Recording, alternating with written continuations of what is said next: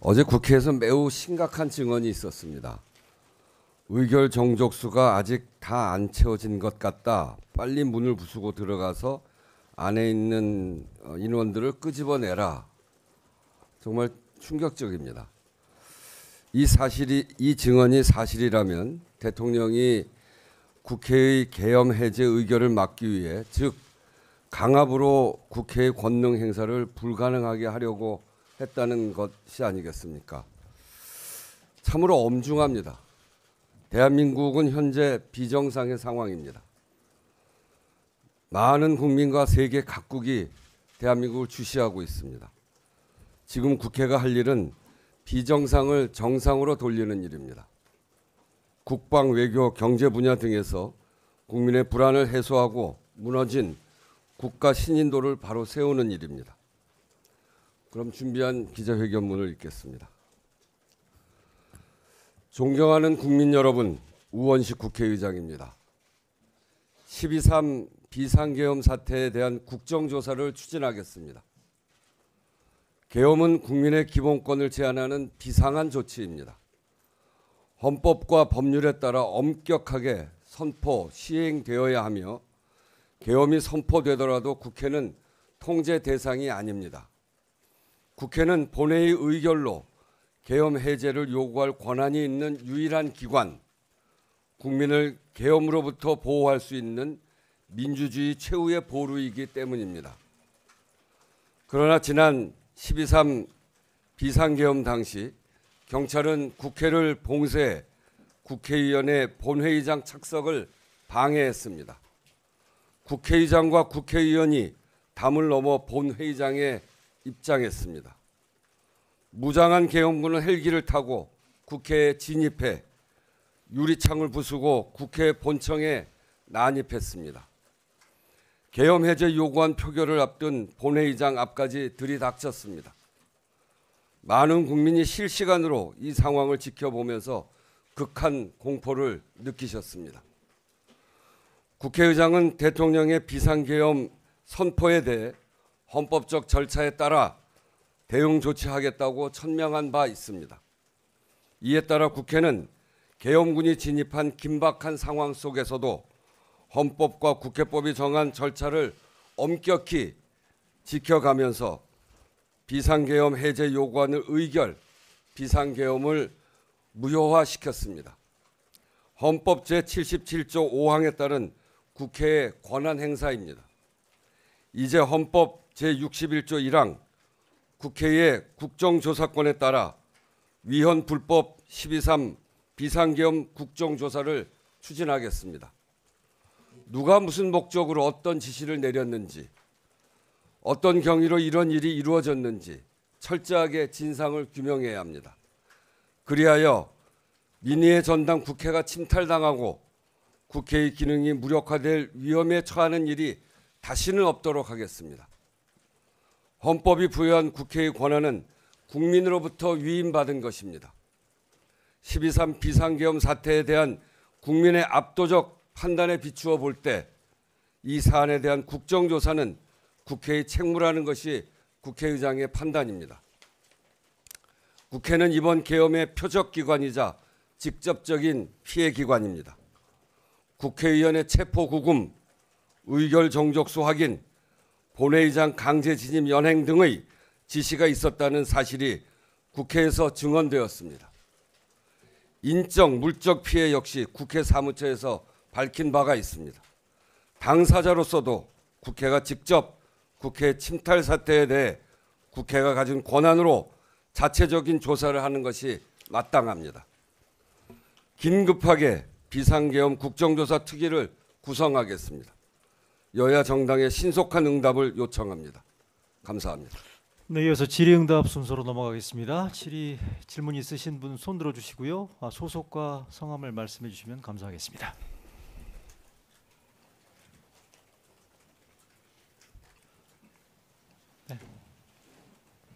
네, 시사인 김영화 기자입니다. 네. 지난번에 국회의장님께서 대통령 직무정지 위한 여야 회담을 제안을 하셨는데 혹시 이후에 논의된 바가 있는지 여쭤보고 싶습니다. 두 교섭단체 중에서는 이재명 대표는 즉각 응하겠다 이렇게 대답을 하셨고요. 한동훈 대표는 그거에 응한다고 하는 건지는 잘 모르겠지만 어제 저를 찾아오겠다고 했습니다. 오전에 의총 끝나고 찾아온다고 했는데 아직 아무 연락이 없습니다. 기다리고 있는 중입니다. 네, 다음 질문요.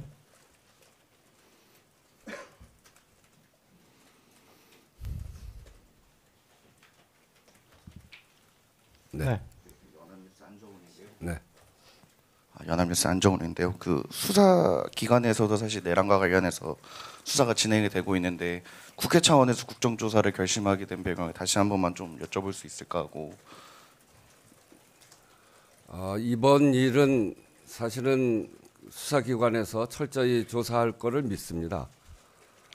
그렇지만 그 수사가 투명하고 공개적으로 국민들의 의혹을 하나하나 풀어가려면 공개적인 장소인 국회에서 진상을 규명해가는 작업이 전 반드시 필요하다고 생각합니다. 아무래도 수사는 수사기관에서 조용하게 그렇게 진행되는 것이기 때문에 과정에 대한 이해 이런 것들이 국민들한테 잘 안 보일 수 있고 또 국민들의 그런 과정 하다 보면 국민들의 의혹도 커질 수 있기 때문에 국회라고 하는 공개된 장소에서 이 최소한의 조사를 통해서 하나하나 낱낱이 밝히는 것이 꼭 필요한 시점이다 이렇게 판단을 했습니다. 그리고 두 번째로는 국민적 관심이 매우 높은 사안이고 아주 역사적인 사안입니다. 아주 느닷없이 있었던 비상계엄이고 아무도 상식적으로 납득하기 어려운 비상계엄이 이렇게 벌어졌고 그래서 국민적 관심도 높은 거 아니겠습니까? 그래서 특위가 구성되고 계획서가 올라오면 빠른 시일 안에 처리를 해서 시작되게 할 건데 윤석열 대통령의 공개적인 증언이 꼭 필요하다고 생각합니다. 그런 점까지 포함해서 국정조사를 추진하게 된 것입니다. 네. 네. 네, 저 채널A 박자은 기자인데요. 이번 주 토요일에 2차 표결이 예정되어 있는데 지난주처럼 부결이나 혹시 또 불성립으로 가지 않게 의장으로서 여야 정당에 좀 메시지를 던져주실 수 있는지.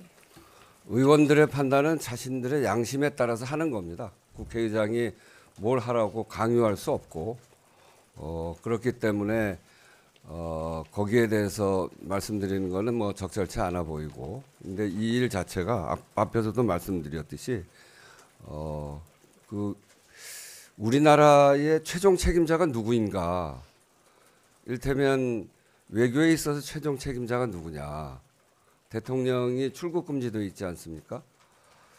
또 언제든지 이런 아주 유동적인 상황에서 무슨 국지전이나 이런 것들이 발생될 가능성이 제로다 이렇게 얘기할 수가 없는데 그럴 경우에 누가 책임질 거냐라고 하는 것에 대해서 늘 의심이 있기 그게 분명치 않기 때문에 사회가 굉장히 불안정한 거 아니겠습니까? 그래서 지금이 비정상적이라고 하는 말씀은 그래서 드리는 겁니다. 그런 점에 있어서 안정을 시키려면 어떤 길을 택해야 되는가라고 하는 점을 국회의원들이 각자 판단을 해서 표결을 해야 될 거라고 생각하고요. 단지 제가 지난번 때도 얘기를 했습니다만 투표 불성립은 안 했으면 좋겠다. 그러니까 우리가 국민들이 다 지켜보시고 투표장에 들어와서 각자 자신의 양심에 따라서 소신에 따라서 표결에 응하면 되지. 이게 투표를 불성립시키고 이렇게 하는 것이야말로 정말 불안정성을 높이는 일입니다. 그래서 그런 점에서 꼭 투표를 참여해서 할 수 있도록 하는 것은 제가 권하고요. 그 내용은 각자 판단해서 하는 건데 앞에서 모두에서 얘기했듯이 비정상을 정상으로 만들기 위한 판단이 무엇인지 그런 것들을 잘 고려해서 판단해 주실 것을 요청드립니다. 네, 다음 질문 받겠습니다. 저쪽 뒤가 먼저 들어. 예, 안녕하세요. 문화일보 민정혜 기자입니다. 지금 헌법 61조를 말씀해 주셨는데요. 이제 국회는 이제 국정조사를 할 수 있다라는 권한은 있지만 그게 의장이 직권으로 할 수 있다라는 내용은 따로 구체적으로 명시가 되어 있진 않아서 그래서 제가 이제 긴급하게 국정조사를 추진하고 또 특위를 구성할 테니까 여야 정당의 신속한 응답을 요청한다 한 이유가 바로 그래서 그렇게 얘기한 겁니다. 의사만 밝히신 그렇죠. 아, 네.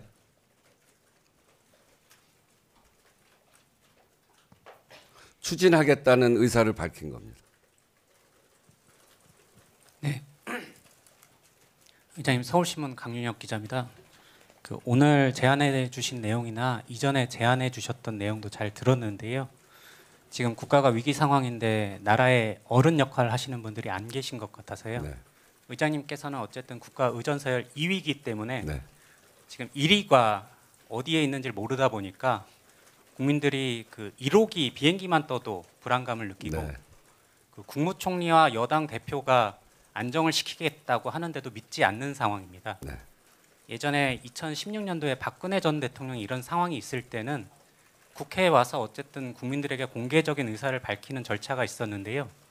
그 국가 의전서열 2위로서 의장께서 직접 대통령을 만나신다던가 국회로 오라고 제안하실 생각은 없으신지 묻고 싶습니다.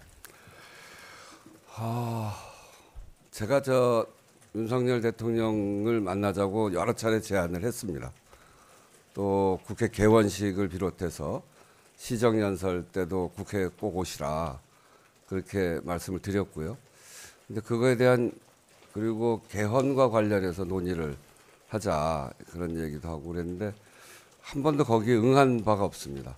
지금도 마찬가지입니다. 지금 이렇게 불안정한 시기이기 때문에 대통령께서 만나자고 하면 저는 언제든지 만날 생각이 있습니다. 근데 그런데 그런 제안을 그런 말씀을 하시지 않기 때문에 제가 못 만나는 거죠.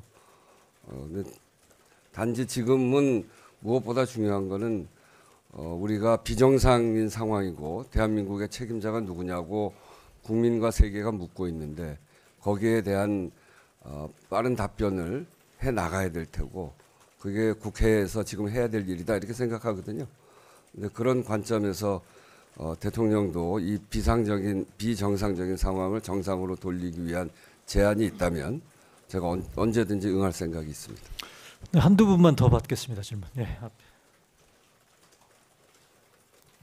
헤럴드 경제 박상현 기자입니다.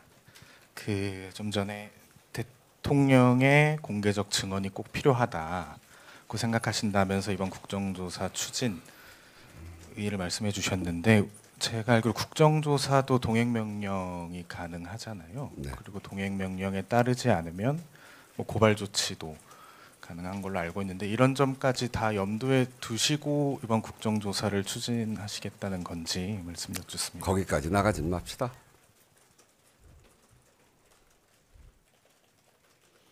다음 질문요. 네. 네, YTN 이준엽 기자입니다. 네. 그 상설특검 어제 이제 내란죄 관련해서 통과가 됐는데 관련해서 이제 추천 절차 어디까지 진행됐는지 좀 말씀 부탁드리겠습니다. 지금 이제 특별검사 후보 추천위원회를 구성하는 단계죠. 네. 그래서 지금은 더불어민주당이 2분, 또 나머지 야당에서 2분 그렇게 해서 제안하는 건데 추천이 들어오고 있습니다. 그래서 특별검사 후보 추천위원회가 곧 구성하게 되면 그에 따라서 대통령은 특별검사 후보자 추천을 의뢰해야 됩니다. 지체 없이 의뢰하게 돼 있는데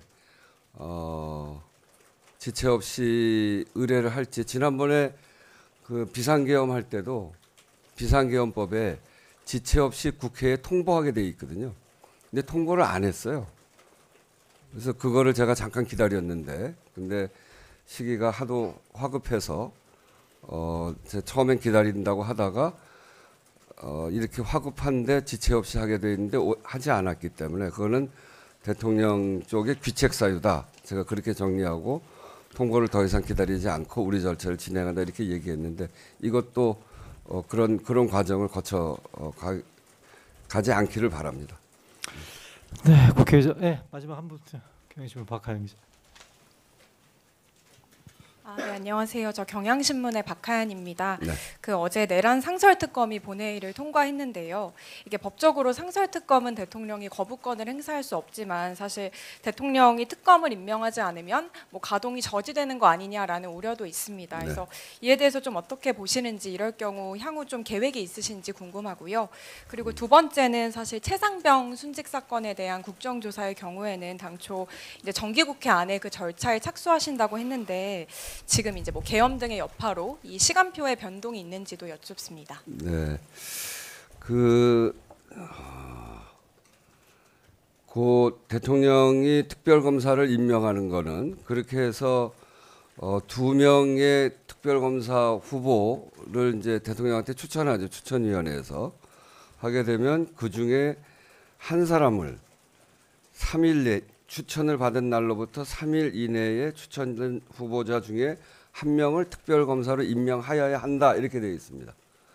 그래서 하는 특별검사를 임명하는 게 의무조항입니다. 근데 만약에 안 하면 어떻게 되냐? 그거에 대한 그 후속 조치에 대한 법적 규정은 없습니다. 안 하면 위법이긴 한데 그거에 처벌 조항이 없기 때문에 국회로서는 다른 수단을 갖기는 어렵습니다. 근데 다른 편으로 보면 대통령이 위법이라고 하는 걸 하나 더 쌓게 되는 거죠. 그런 일이 저는 없어야 된다 이렇게 생각하고요. 최상병 국조는 말씀드린 대로 10일까지 제가 해야 된다 이렇게 생각했는데 갑작스러운 병고가 생겨서 나라 전체에 병고가 생긴 거 아니겠습니까? 그래서 이 일을 국가를 정상화시키는 일이 더 급한 일이고 그렇기 때문에 이 비상계엄과 관련된 위헌 불법 이 부분에 대해서 우선 처리하는 일이 중요한 일이어서 불가피하게 그 10일로 이야기했던 그거는 좀 변경할 수밖에 없는 그런 사정이 생긴 것 같습니다. 조금 안정되면 그렇게 진행하도록 하겠습니다.